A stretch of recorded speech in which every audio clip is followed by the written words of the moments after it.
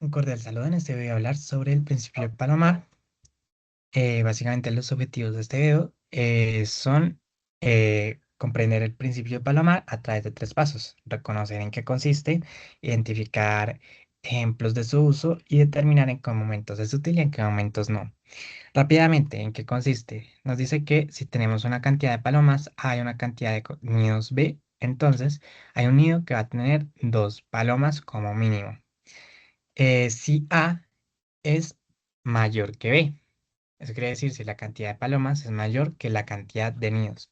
Lo podemos ver en la imagen. Tenemos una paloma en cada nido o cada contenedor, excepto en uno donde hay dos porque la cantidad de palomas era mayor. Otro ejemplo que nos permite conocer un poquito más sobre esto es si tenemos tres camisas y quisiéramos guardarlas en lugares diferentes. Podemos guardar dos de esas camisas en lugar diferente, en dos cajones diferentes, por ejemplo, que serían mis contenedores. Pero como hay una camisa, que serían mis palomas, hay una camisa de más a la cantidad de contenedores, a la cantidad de cajones, entonces la camisa se tiene que guardar en el mismo cajón que otra camisa. Quiere decir que hay un cajón que va a repetir paloma, que va a repetir el elemento. Ahora mi compañero Omar les va a explicar algunas aplicaciones prácticas y las conclusiones. Muchísimas gracias. Bueno, cordial saludo a todos. En esta parte de la exposición voy a presentar algunas aplicaciones prácticas del principio del Palomar. Este en principio, aunque parece muy simple, tiene usos muy interesantes en situaciones cotidianas y en problemas de matemáticas discretas.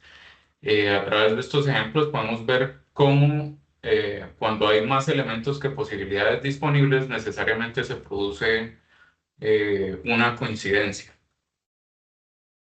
En este primer ejemplo utilizamos la coincidencia de cumpleaños. La afirmación dice que en un salón donde hay reunidas 367 personas, al menos dos personas cumplen años el mismo día. Esto se puede asegurar aplicando el principio del palomar. Eh, digamos, ¿por qué ocurre esto? Porque considerando un año bisiesto, solo existen 366 fechas disponibles de cumpleaños, es decir, los nidos serían 366 días posibles y las palomas serían 367 personas. Como hay más personas que fechas disponibles, necesariamente al menos dos personas deben compartir la misma fecha de cumpleaños. En este ejemplo, se evidencia muy bien cómo el principio del palomar permite demostrar que una coincidencia es inevitable, aunque no nos diga exactamente cuáles son las dos personas que coinciden. En este segundo ejemplo se plantea la siguiente situación. En un cajón hay 10 calcetines rojos y 10 azules y están todos combinados. La pregunta es ¿cuántos calcetines debo sacar como mínimo para asegurar que tengo dos del mismo color?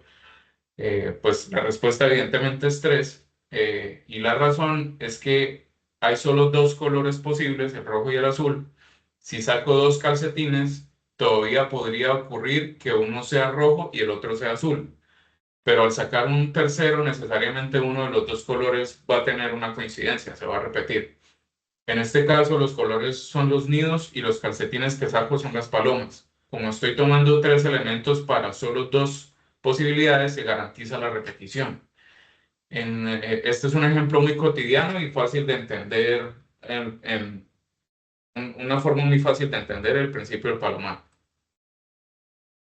Como conclusiones, podemos decir que el principio del palomar nos permite simplificar problemas complejos de conteo y demostrar que ciertas coincidencias son inevitables.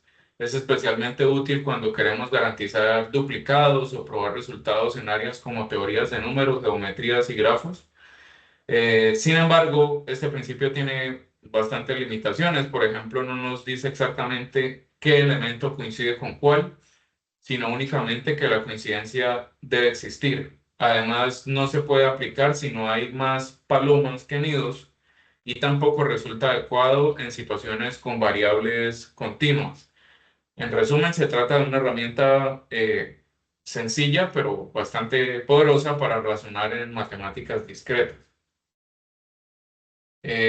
Por último, para la elaboración de esta presentación se consultaron diferentes fuentes, entre ellas un video explicativo sobre el principio del Palomar, así como textos de matemáticas discretas y combinatoria, eh, de autores como Grimaldi y Johnson Bach.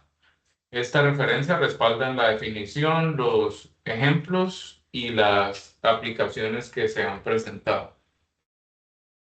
Muchas gracias por su atención. Espero que estos ejemplos hayan permitido comprender de manera clara cómo funciona el principio del palomar y por qué es tan útil en distintos problemas matemáticos y situaciones cotidianas.